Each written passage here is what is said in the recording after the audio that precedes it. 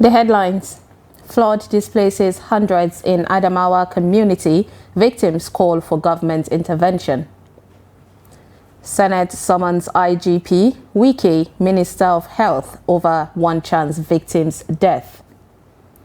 PDP presidential candidate Atiku says Peter Obi Kwankwaso to join him in unseating Tinubu.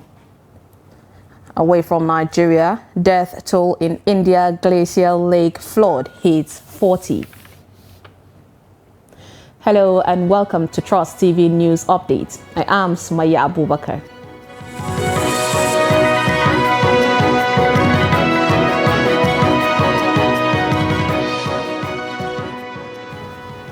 Thank you for joining us. And now the details. No fewer than 379 persons, residents of Unguartana, a community of Yola North in the Adamawa state capital, have been forced to vacate their houses due to floods. The flood was attributed to an overflow of the River Benue along its banks near the community, primarily as a result of water being released from Cameroon's Lagdo Dam. Salis Lawan has the details. Although the flood happens yearly, over 69 households who are victims are currently camping at the Government Day Secondary School Limawa in Jimeta. They are depending on only governments and non-governmental organizations for their daily feeding.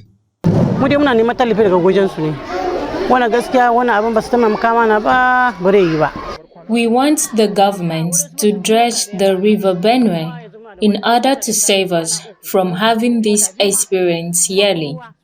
Also, we have not received any support from government, and as you can see, aside from the Red Cross assistance, we have nothing to eat.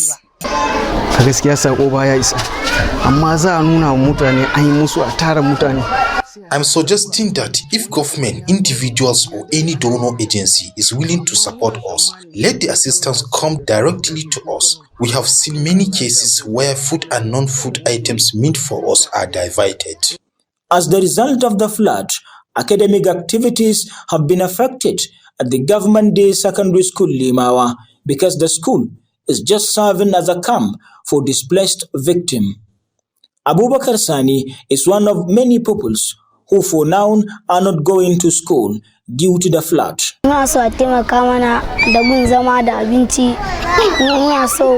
We need food, water, better accommodation, as well as school. The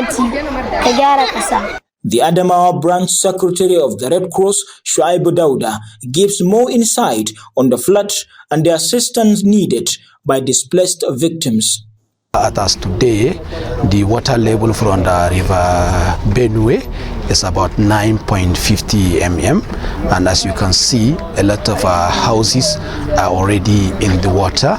We have about 49 households presently in our temporary camp opened by the government, and yesterday the deputy governor visited the camp and she definitely see what is happening. She ordered ASEMA to give support to Nigerian Red Cross Society in order to support the victim of the floods. As it is, the victims are in need of food and non-food items, but for any permanent solution. Salis Lawan, Trust TV News, Yola. The Senate has summoned the Inspector General of Police, Kayode Egbetokun, the Minister of Health, Ali Pate, and his counterparts in the Federal Capital Territory over the avoidable death of Greatness Olorunfemi of the Maitama General Hospital last week, Tuesday. Olorunfemi fell victim to one-chance criminals in Abuja last week, Tuesday, who stabbed her in the vehicle she boarded and threw her out in her pool of blood. The report.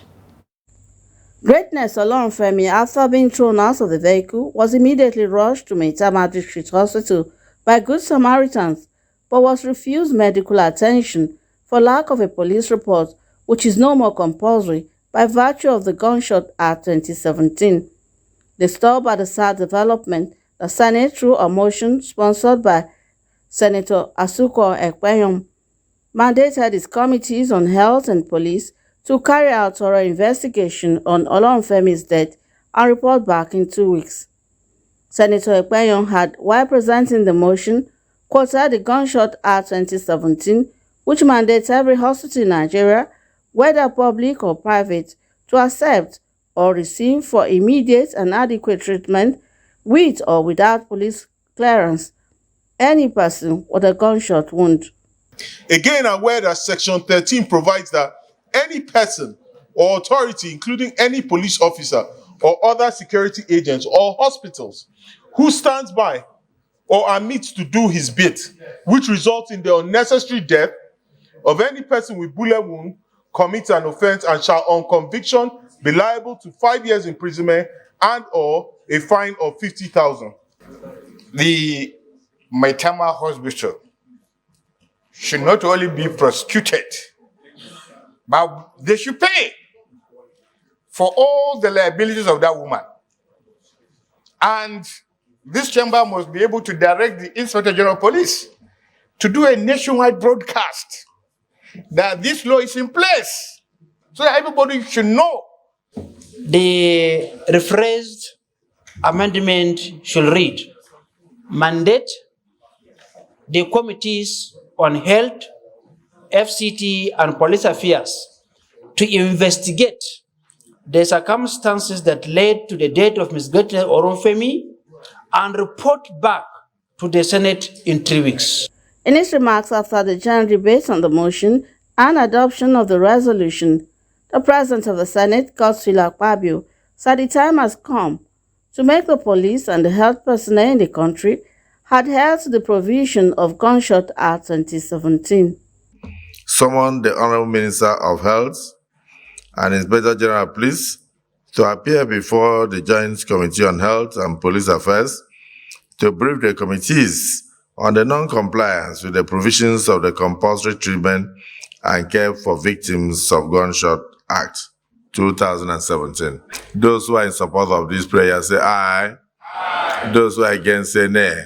The ayes have it. The Minister of the Federal Capital Territory, Nyesom Wike, had established a 9-member independent panel to investigate the death of Greatness Olorunfemi, a victim of the notorious one-chance operators in Abuja, the nation's capital. Rashidat Yusuf, for Trust TV News. The corpse of missing Ardo, the Fulani leader of Panyam district of Mangu local government area of Plateau State, Adamu Idris, who was declared missing, has been discovered.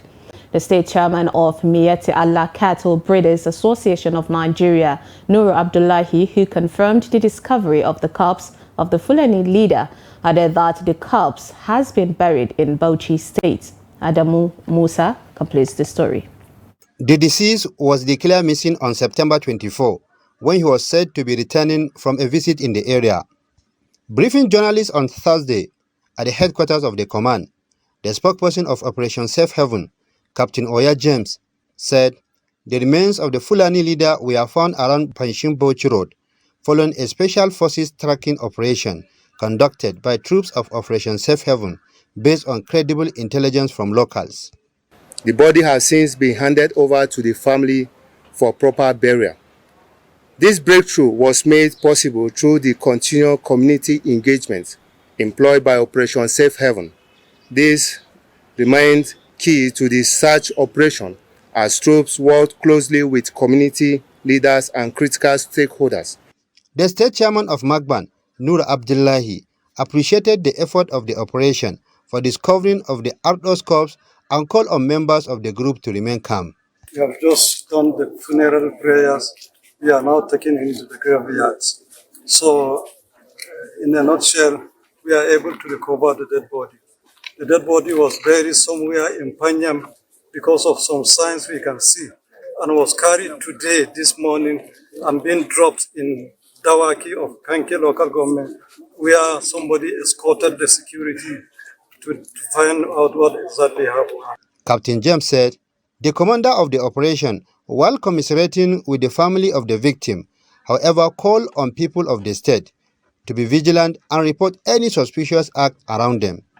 He further enjoined law-abiding citizens to join hands together to create a safe and secure environment for all residents devoid of criminal elements, as he assured that justice will be served on anybody found culpable. While condemning the incident, the command emphasized that the military and other security agencies will not relent in their efforts toward stemming down the spread of insecurity in the state.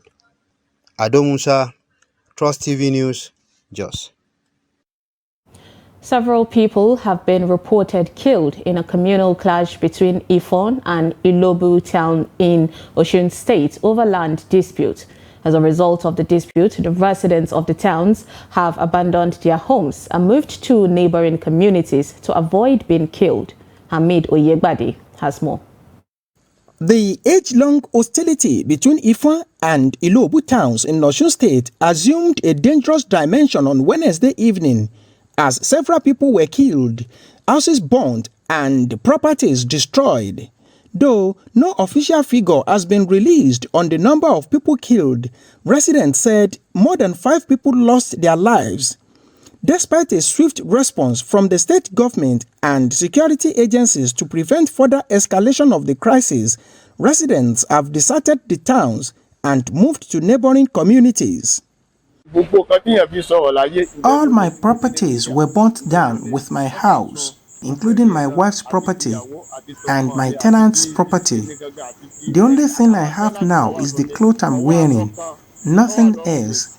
I beg government to help me. People are really moving away from the town because everybody is scared of what the outcome might be. Meanwhile, the two towns have continued to trade words over the cause of the clash, which revolves around land ownership. When Olufo land was ceded to Irekodun local government, without the consent of Olufo and Orolu people, this is what Ilobu people are banking upon, that are making them to claim what is not theirs. And since we got this judgment, they refused to appeal to Supreme Court. They only foment trouble in order to ensure that Ilobu does not use the land for developmental purposes. The state government and police authorities say the situation is under control and assure residents of their safety. They are saying it is an eyesore. We have been there, we have visited the whole place. All the people that are moving out of the place is just because of fear. And the security chiefs has assured us that no, there's not going to be any cause for alarm again. They are going to take charge as from this moment now, and the situation will be brought totally under control. We just don't do things that will fall outside the sphere of law. We are in a democracy and there should be rule of law. But there are police all over.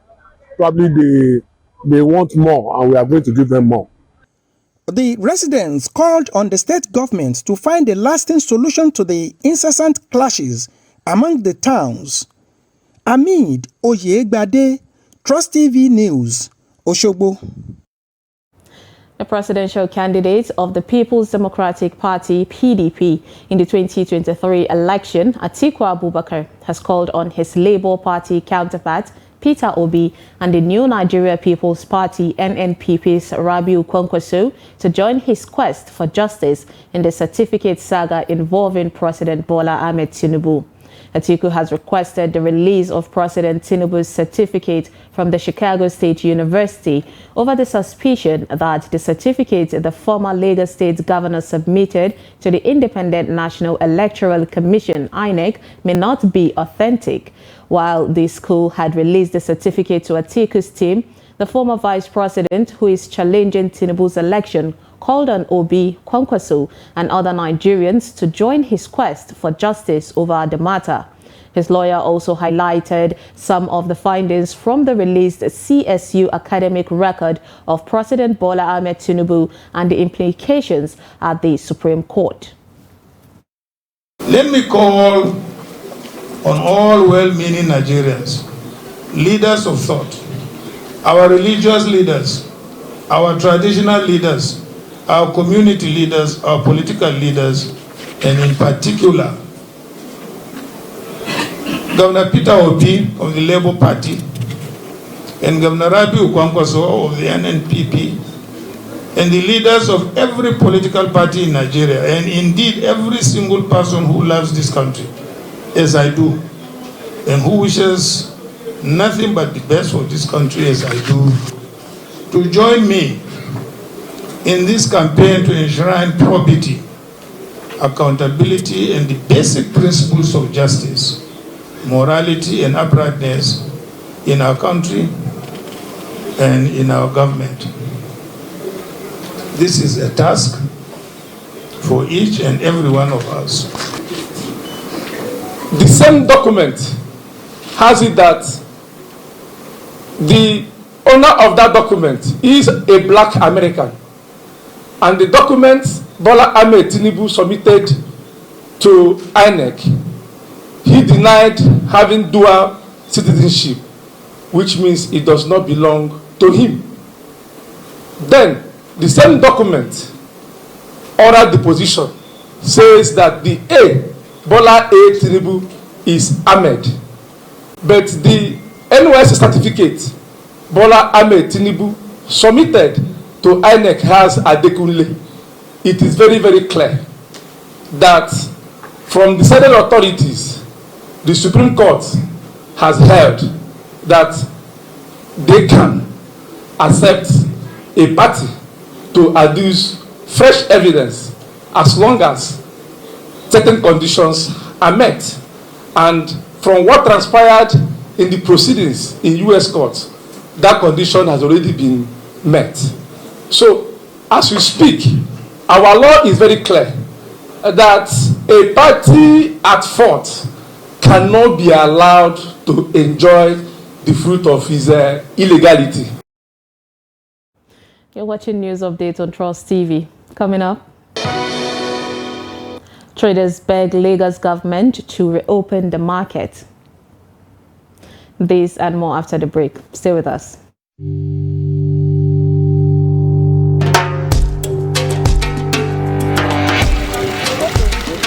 The existence of tap-borne or potable water within the Federal Capital Territory has become somewhat of a myth. When we see water, it just be like a goal when you just go and find out. You manage it to bath at times. You look this one don't bath, or the other one never bath.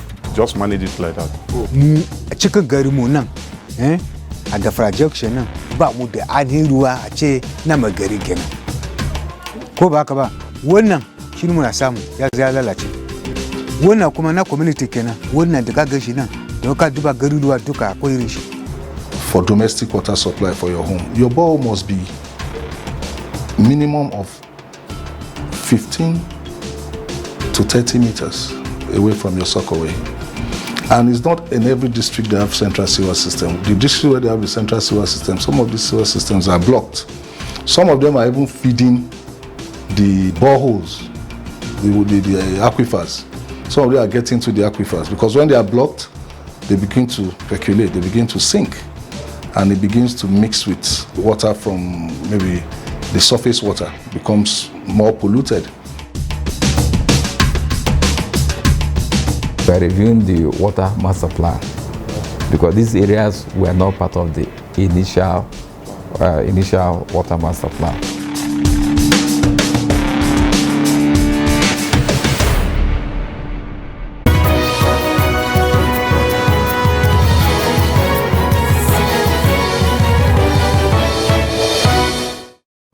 Welcome back. If you're just joining us, this is News Update on Trust TV. Here's a recap of our top stories.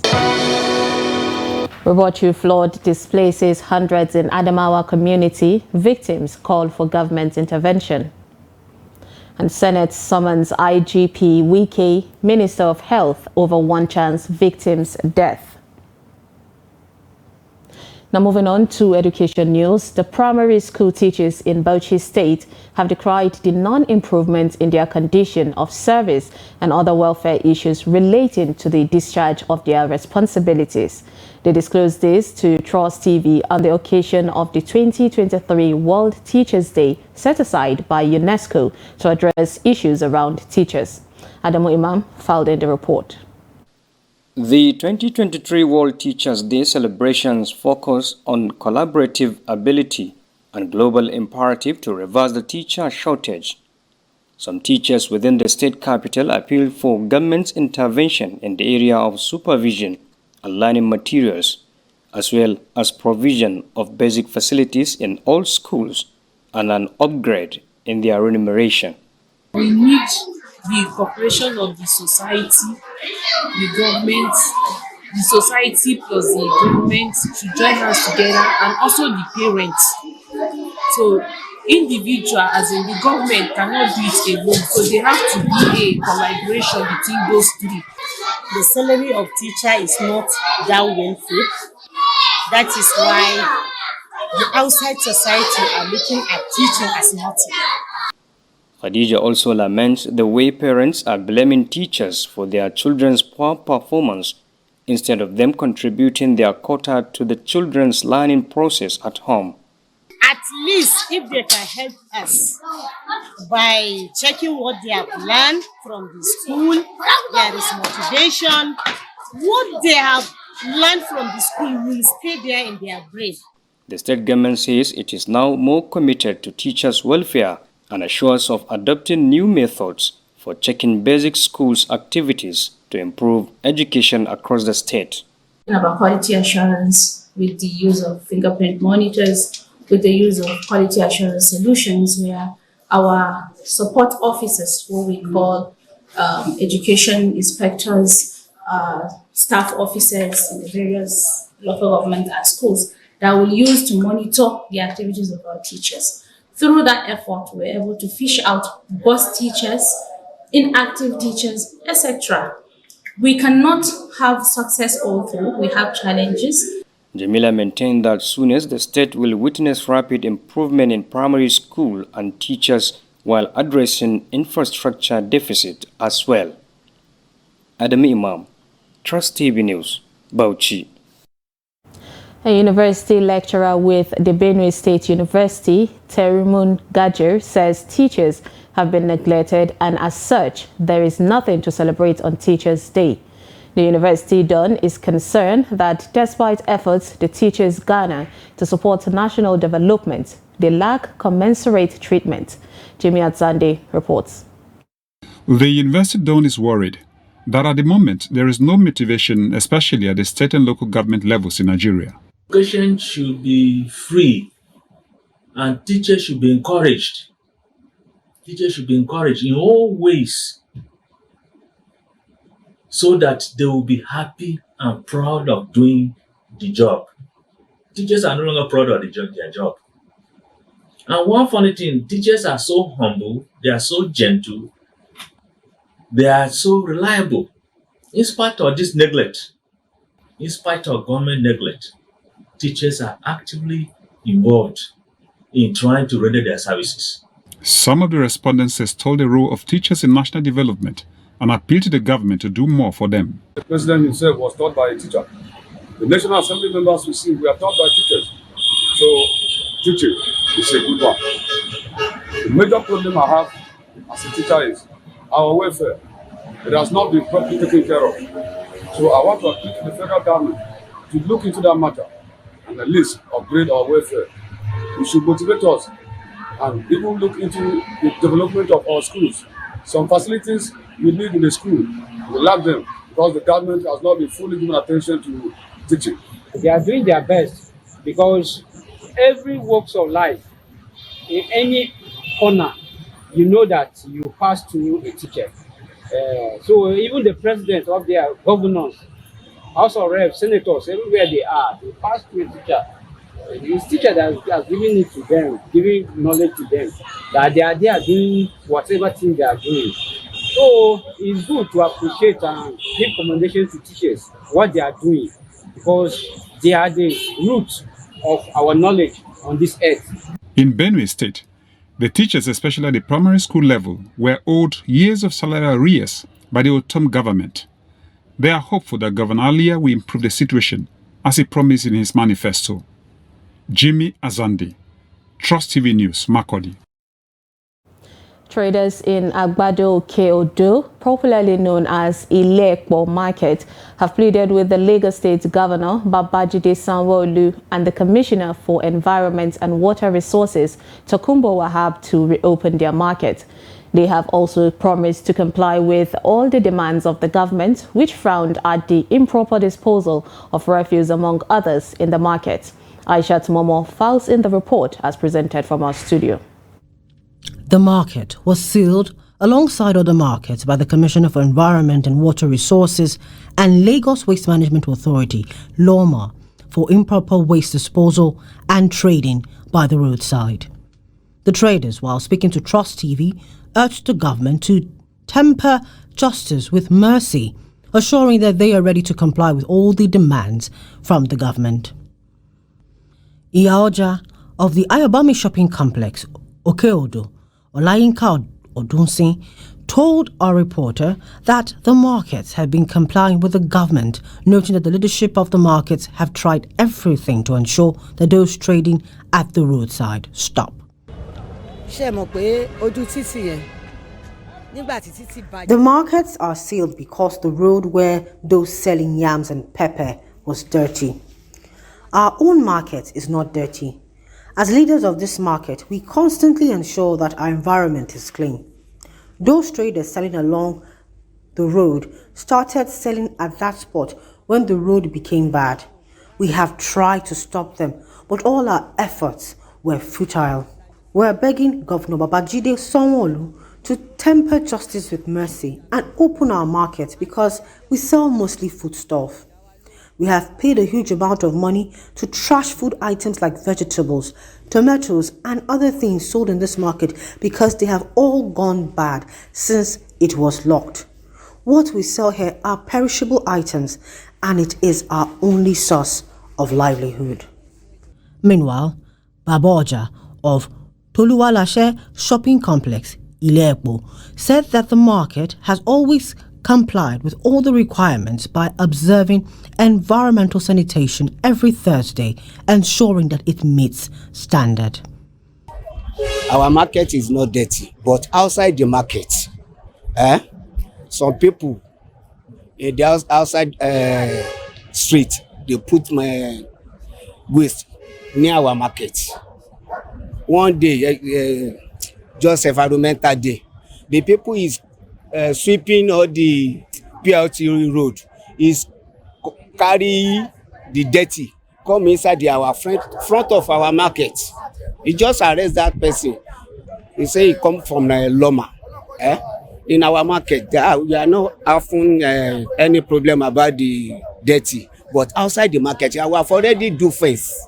Markets affected by the policy include Oyingbo, Ladipo, Alayabiagba, Okeodo, and Alamotu markets. However, reports have it that on Tuesday, while Alayabiagba was reopened for business, Alamotu market at Idioro, Mushin, was sealed. Away from Nigeria, at least 40 people have died in flash floods inundating India's northeast, officials said on Friday, as army teams plotted helicopter rescues for more of the thousands stranded in the deluge. Violent torrents struck the remote state of Sikkim on Wednesday after the sudden bursting of a high-altitude glacial lake near India's border with Nepal and China. With that, we wrap up news updates on Trust TV. Do not forget to follow us across all our social media platforms. You can join our YouTube live stream for more news programs and documentaries. I am Sumaya Abubakar. Thanks for watching.